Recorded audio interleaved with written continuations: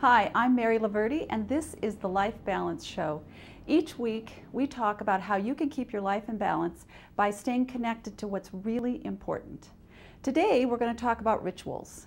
A meaningful ritual will give our lives some predictability, some stability, at a time when I don't think I have to explain to you there is not very much predictability or stability going around. But human beings need it. So if you're not getting it out there, you have to be sure that you're building it in here. The power of the ritual was brought home to me when I was just a little girl. I grew up in a town of 1,000 people in Iowa, and we used to go out to the farmhouse and visit my grandparents. I would get to the front door of the farmhouse and I would fling open the door, and then I would run just as fast as my little legs could carry me through the living room, through the dining room, through the parlor, into the kitchen, way back into what we call the old summer kitchen, or the pantry, for those of you who know farmhouses. And I would wait there excitedly because I knew what was coming.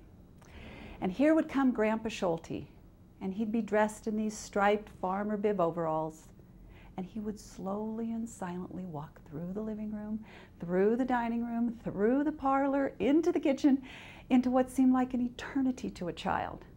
He would finally get back to the pantry with me, and he would go up high on a shelf, and he'd come down to my level with a magic box of Tootsie Rolls. And I could grab as many Tootsie Rolls as my two little fists could hold.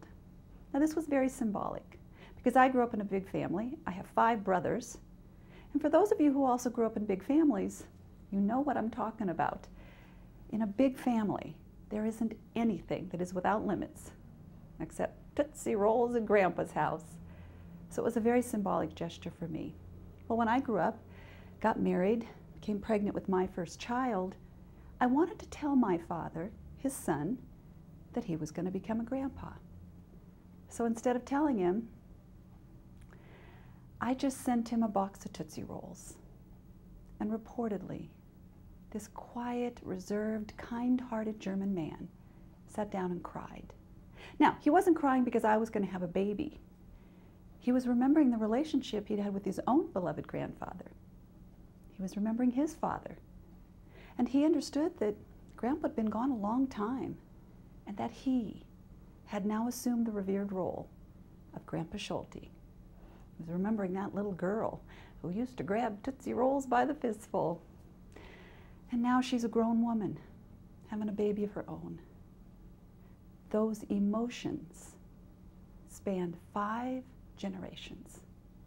That is the power of the ritual. Look in your lives. What are the rituals that you have that really help you stay connected to what's important? I hope you've enjoyed this story. Send it to your friends. Think about how you can use a ritual. And until the next show, remember, when you can't keep up, connect.